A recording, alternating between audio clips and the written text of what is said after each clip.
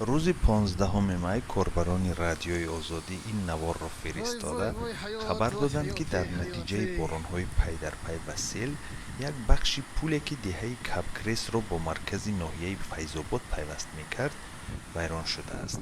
اکنون رفت و آمد 500 خواجگی این دهه به مرکز دشوار خواهد شد.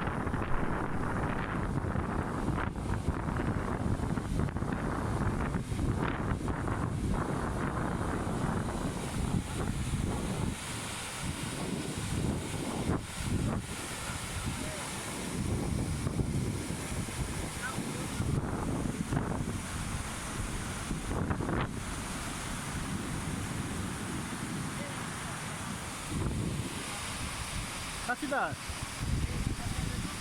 Ne nara usmar tak komuş lege. Nara hem tasrif ke akhbad adro turvaqawre. نویای فیض‌آباد شلوخ کپگریس جماعت به نام دوستمراد علی این هم خیلی روز حال داره